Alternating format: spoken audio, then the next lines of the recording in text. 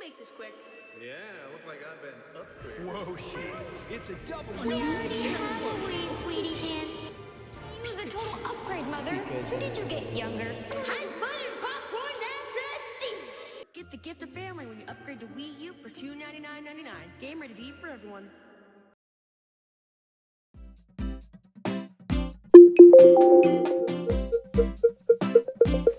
Everyone knows or loves Nintendo in some way, whether through their beloved games, iconic characters, or massive cultural impact. What started as a simple card company in 1989 has now grown into an entertainment juggernaut, now creating even films and theme parks.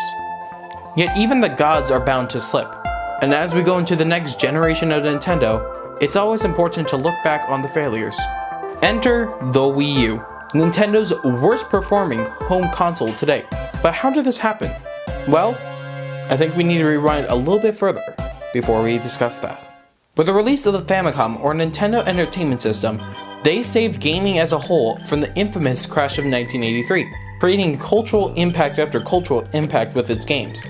However, with each preceding console, their sales declined even more and more due to rising competition such as companies Sega and Sony, and them making poor decision choices such as not using common CD, which was much cheaper for third parties. This led to their fourth console, the GameCube, being their worst performing at the time, with 21 million units being sold.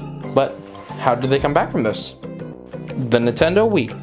What essentially was a repackaged GameCube with motion controls, and it was a hit more than anything past, selling over 100 million units. However, the problem was, its popularity was a fad.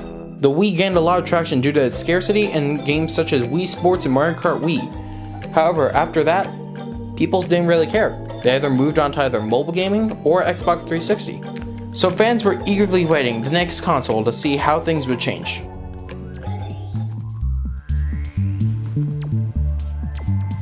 At E3 2011, after discussing the 25th anniversary of the Legend of Zelda series and showing groundbreaking 3DS titles that would define the generation, then Nintendo President Satoru Iwata and then Nintendo President of America Reggie Fils-Aimé came on stage to talk about the future console. We knew the prevailing thought would be this.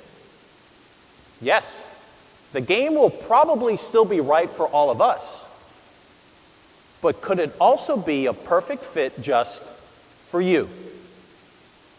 And the answer to that question is an emphatic absolutely. In fact, we're so convinced of it that we put that pronoun right in the name. So today, welcome to the world of Wii U. The name was Wii U, they said, and they kept talking about how the new controller would advance things.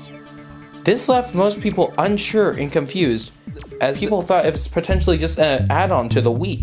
The console was barely shown, only just in the corner, and it barely drummed up any hype, with only just a few games such as Pikmin 3, New Super Mario Bros. U, and Nintendo Land drawing up any sort of hype. However, even then, opinions were mixed on a majority of them. One of the main features shown was Miiverse, essentially a social media network made by Nintendo for fans to communicate. The idea was honestly ahead of its time and would have probably been a success today. Aside from Pikmin 3, the game shown showed very little reason to upgrade from a Wii, leaving fans underwhelmed and skeptical about the console's future.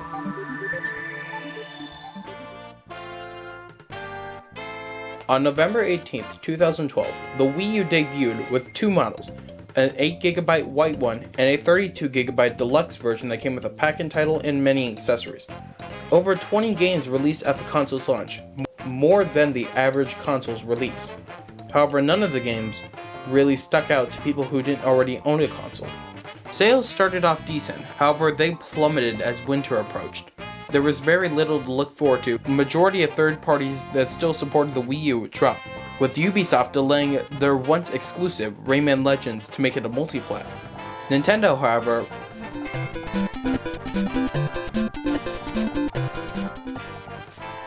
later that summer, Nintendo announced that they would no longer be holding the annual live press conference at E3. Instead, they would go fully digital. Many fans viewed it as cowardly in comparison to PlayStation and Xbox revealing their future consoles, and the PlayStation 4 creating such an impact from the start. While the digital event showed promising titles, it was dampened by internet lag and glitches throughout. However, 2 games, Mario Kart 8 and Super Smash Bros. For Nintendo 3DS and Wii U, were both announced for 2014. That meant, for the rest of the year, despite whatever happened, these 2 games were always there to look forward to. While the first half of 2013 had very little going on, the second half kicked things into motion, however still did not make the big impact needed to sell the console. In January 2014, Nintendo held an investors briefing about their status, and they were not sugarcoating anything. Nintendo admitted that the holidays did not help much, and that the Wii U was struggling. In response, Satoru Iwata famously took a 50% pay cut, very rare for a CEO, to show his commitment to turning the company around. They discussed many moves that could help the company advance, but none of them involved the Wii U. However, 2014 had the 2 major games of every single Nintendo console, Mario Kart and Smash Bros. On top of other games to look forward to, how did this turn out for the Wii U?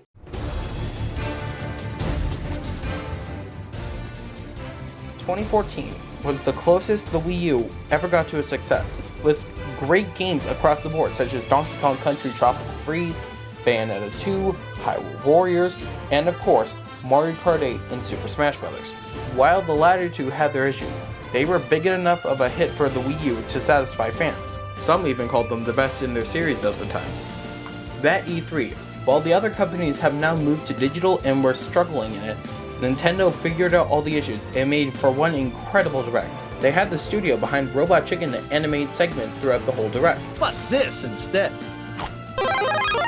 The game selection here shown also was incredible, with Yoshi's Woolly World, Super Mario Maker where you could create your own levels, and an original IP known as Splatoon, reinventing the first-person shooter genre.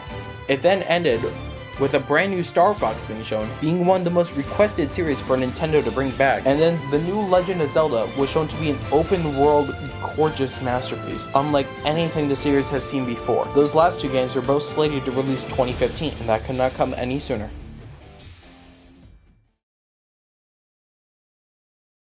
2015 may have possibly been the worst year in their entire history. Now, on surface, that doesn't seem to be true. Games such as Super Mario Maker, Splatoon, Yoshi's Woolly World, and Xenoblade Chronicles X were all great and well praised. Star Fox and Zelda were delayed a year, but seemed to be making the games as good as possible. This year's Digital Direct now had the 3 faces of the company as puppets. However, this was the last time a majority of fans ever saw Iwata. In July 2015, Satoru Iwata tragically passed away from cancer. He was the first president of Nintendo not to be part of the founding Yamauchi family. Fans loved Iwata because he was truly a fan. He wasn't just a CEO who had no passion in the company. He was a fan like us who just loved these characters. On my business card, I am a corporate president. In my mind, I am a game developer. But in my heart, I am a gamer. Iwata's passing wasn't the only major news for Nintendo in 2015, as it was also the year they first revealed details on their next console, codenamed the NX. Little was known at the time except that it was going to be a hybrid system, and Nintendo promised to share more information in 2016. As they worked on the NX, however, games still needed to be released, and so a majority of the games released during this period felt rushed. The struggles continued into 2016, with only 6 major games releasing to the console. That year's E3, partially due to Iwata's passing, Nintendo only focused on one single game, The Legend of Zelda: Breath of the Wild, which was delayed one final time to 2017. And an entire year of waiting for news, it was clear something had to change. On October 20th, 2016, Nintendo finally unveiled the NX, now known as the Nintendo Switch. From the very first trailer, the Switch was nothing like any other Nintendo console and was an instant hit. Marketing that stood in a stark contrast from the Wii U era, the quick glimpses of upcoming games looked stunning, including Breath of the Wild, which was now revealed to be a cross-gen title, being the Wii U's final game and the Switch's first. A sweet swan song if there ever was. By January 2017, just 2 months before the console's release, Nintendo discontinued the Wii U, shifting its focus entirely to the Switch. So, where does that leave the Wii U? Nowadays, there's very little reason to go back to the Wii U. A majority of its games have been ported now to the Switch, with Mario Kart 8 Deluxe getting support until 2023, and now being the 6th highest selling game of all time. For the few games that weren't ported, they had sequels that were very similar. Additionally, online features such as Miiverse and the eShop are no longer available. So, what's left if you boot up a Wii U these days? Well, you're given a glimpse into an alternate version of Nintendo very different than the one now. One where 2D platforms dominated the lineup, and the third-party support was almost only LEGO games and Toys to Life franchises such as Skylanders. A sense of a company giving up as it went along, and for a minute there, believing what the world told them that they were only for kids. However, once hitting their lowest low, they picked themselves up and moved straight along. Nintendo puts a sense of charm and effort into their consoles, unlike any other company out there today. They put a handle on the GameCube, for crying out loud. They do care, but like any company, they can always slip up. The Wii U was an example of that, however its fan base is small but dedicated. And while some may hate the console and say we forget it, I always appreciate the Wii U for what it did. Leave a legacy unlike any other there ever was.